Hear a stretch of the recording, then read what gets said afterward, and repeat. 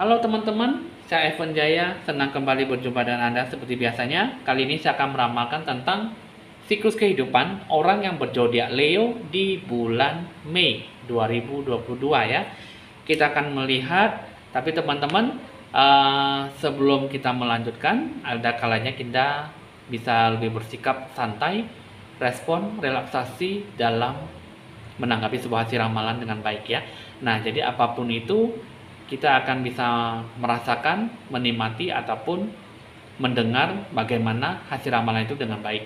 Nah, jadi untuk kamu orang zodiak Leo tuh supaya kita bisa menerima apa yang terbaik, apa yang akan didapatkan dengan penuh seksama ya.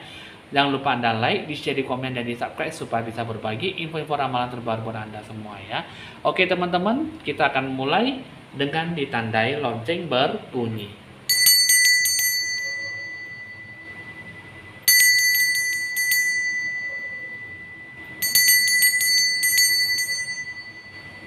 Baik, kita akan mengambil kartu pertama.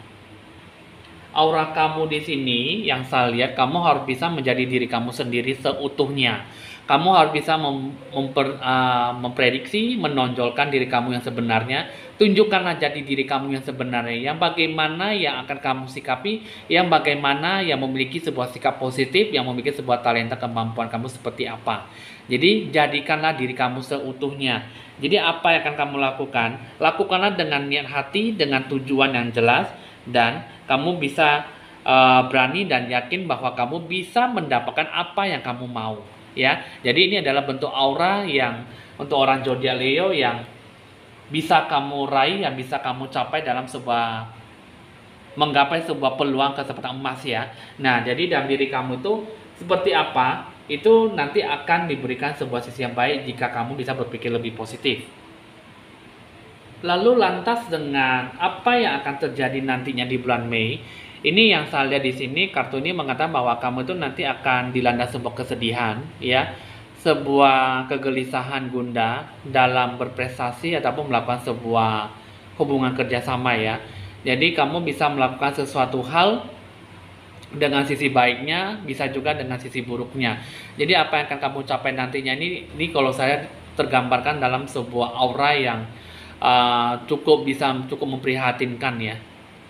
Jadi di bulan Mei ini kamu harus bisa hati-hati dalam menyikapi segala sesuatunya, baik dari sisi baiknya, baik dari sisi buruknya.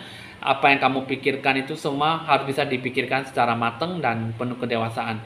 Berpikir panjang dan bisa lebih berpikir jernih ya. Jadi ini apa yang akan terjadi dalam diri kamu di sini. Jangan sampai kamu dirugikan ataupun merugikan orang lain sehingga kamu merasa berkecamuk, hati kamu emosional cukup tinggi dan kamu dilanda sebuah kesedihan ya. Kesedihan yang bagaimana akan kamu sikapi itu nanti akan kamu dapatkan, yang akan kamu alami ketika kamu tidak bisa berpikir lebih logika ataupun lebih rasional ya. Nah, jadi dalam diri kamu ini apa saja tindakan apa yang harus kamu lakukan di sini mulai dari sekarang di bulan Mei. Kamu harus bisa mulai berpikir positif, berpikir tegas dan berpikir lebih bijaksana. Mulailah dari sekarang kamu harus bisa berpikir bahwa apa yang akan kamu lakukan semuanya bisa berjalan dengan baik, dan katakan dia pada diri kamu bahwa semuanya akan baik-baik saja, dan apa yang akan kamu lakukan nantinya, tindakan yang akan kamu ambil semua akan berjalan dengan baik ya. Nah, jadi untuk mendapatkan sebuah kunci kesuksesan itulah harus bisa dimulai dari keyakinan dalam diri kamu. Harus bisa dimulai dari apa yang akan kamu capai dan seutuhnya kamu tunjukkan pada dunia bahwa kamu itulah saya, dan saya yakin bahwa semuanya akan bisa berjalan dengan semestinya, berjalan dengan kehendak kamu. Jadi tanpa ada sebuah keinginan, tanpa ada sebuah harapan yang memaksakan diri kamu, semuanya pasti akan tergambarkan dengan sendirinya dengan mudah ya. Terutama kamu lebih banyak berdoa dan jangan melakukan sesuatunya itu dengan tanpa berpikir panjang ya. Nah, jadi kunci kesuksesan kamu di sini satu, lebih peka terhadap lingkungan sekitar kamu, peka terhadap intuisi kata hati kamu, dan kamu harus ada sesuatu jiwa yang terpelihara, dan barulah bisa mendapatkan sebuah penggapaian harapan yang bagaimana akan kamu capai nantinya. Jadi untuk kamu zodiak Leo, kepekaan itu yang paling utama, yang paling penting. Apa yang akan kamu capainya, apa yang akan kamu dapatkan ke depannya itu nanti akan tergambarkan dengan sendirinya bagaimana akan kamu sikapi. Yang kedua, dengarkanlah apa kata intuisi hati jiwa kamu dan dengarkanlah apa yang terbaik, apa yang akan kamu lakukan. Itu semua nanti akan tergambarkan dengan memunculkan sebuah gambaran harapan yang bagaimana akan kamu sikapi, akan kamu dapatkan. Terutama ya kamu harus lebih banyak mendekatkan dirimu pada Tuhan dan latihlah hati jiwa kamu supaya lebih banyak mendengarkan intuisi kata hati kamu. Dan segala sesuatunya akan bisa tergambarkan, bisa membawa sebuah harapan yang lebih positif ya. Itu adalah ciri-ciri untuk orang yang bisa berpengharapan lebih baik dalam menggapai kunci kesuksesan yang kamu inginkan ya. Nah, di sini kita akan lihat ya, kamu sudah bisa tahu, bisa mengetahui kunci kesuksesan kamu di bulan Mei itu seperti apa ya. Kamu harus bisa lebih berhati-hati, jangan sembrono, jangan ceroboh dalam pengambilan keputusan yang bagaimana akan kamu sikapi. Tetapi apa yang akan kamu lakukan semuanya akan bisa berjalan dengan baik. Jika kamu bisa berpikir positif, bijak-bijaklah dalam mengambil keputusan dan berpikir panjang, mendewasakan diri dengan lingkungan sekitar, sinkronisasikan, seimbangkan. Barulah nanti akan bisa mencapai sebuah harapan yang tinggi ya. Nah, kita akan melihat, kita akan mengundi satu show saja ya. Satu show itu yang lebih berperan ataupun yang lebih berpengaruh dengan siklus kehidupan orang berzodiak Leo itu apa ya. Kita akan menarik satu kartu ya, kita akan lihat. Ini adalah zodiak, yang lebih berpengaruh itu adalah orang yang bersio tikus ya. Kita akan melihat dulu orang sio tikus ya.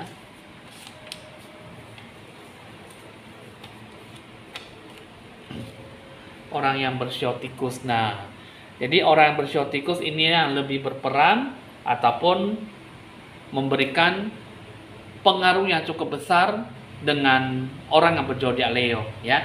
Nah, jadi itulah yang akan dijadikan sebuah tantangan, resiko yang cukup besar jika kamu bisa menyikapi segala sesuatunya yang lebih baik ya. Nah, oke, kita akan lanjutkan lagi dengan asmara percintaan. Apa yang sebenarnya yang dia mau dari kamu ya. Nah, coba kita akan melihat ya, kita akan mengetahui bagaimana akan dia dapatkan. Ini ada 3 kartu ya. Yang dia inginkan dari kamu, dia pengen kamu bisa menerima dan hargailah cinta dan pemberian ya. Kamu harus bisa menerima dia dengan sepenuh hati. Jika tidak dengan sepenuh hati, maka dia akan merasa sedih dan mungkin dia akan meninggalkan kamu ya. Dan ya kalau bisa pertimbangkanlah keputusan kamu, bagaimana kamu menjaga hubungan antara kamu dengan dia ya. Dia inginnya kamu menjadi dia pengennya kamu menjadi pusat perhatian, ataupun dia pengennya kamu yang selalu memikirkan dia gitu. Jadi pusat perhatian itulah yang dia mau. Jadi sebenarnya apa yang dia inginkan? Dia ingin supaya hubungan itu sebenarnya mau mesti bawa hubungan kemana? Hubungannya lebih pasti atau hubungannya hanya sebatas pertemanan saja, atau hubungan itu hanya tergantung-gantung tapi hubungan tanpa status gitu ya. Nah, jadi dia pengennya kalau bisa menghargai dia lah ya, mencintai dia dengan sepenuh hati. Jangan kamu cuma gantung-gantung dan kamu lebih suka memberikan sebuah keputusan yang tak jelas dan arah tujuannya kemana, sehingga tidak bisa memberikan sebuah fokus yang bagaimana akan dibawa nantinya ke depannya, sehingga hubungan ini dia merasa bahwa sangat canggung sekali dan tidak ada sebuah keputusan yang cukup baik yang harus dihargai ya. Nah, jadi itulah kunci kesuksesan yang akan kamu dapat dan mengenai tentang asmara percintaan ya. Jadi segala sesuatunya itu mengenai tentang pengambilan keputusan dan mengenai tentang penilaian. Bagaimana kamu dijadikan mengambil ke sebuah jadi pusat perhatian, ataupun kamu dijadikan pusat perhatian, ataupun sesuatu yang akan dijadikan sebuah pusat perhatian dalam mengambil sebuah keputusan ya. Coba kita akan lihat lagi, kita akan menarik satu kartu pesan kebijakan, kehidupan dengan kebijaksanaan ataupun kebijakan dalam kehidupan kamu itu kata-kata bijak yang cocok dengan kamu bagaimana. Untuk yang di bulan Mei kita akan menarik satu kartu yaitu nomor 2. Yang nomor 2, kata bijak dalam kehidupan kamu, ya. Nah, kata bijak dalam kehidupan kamu itu mengatakan bahwa kurang cerdas dapat diperbaiki dengan belajar, ya. Kurang cakap dapat dihilangkan dengan pengalaman. Namun, tidak jujur itu sulit untuk diperbaiki.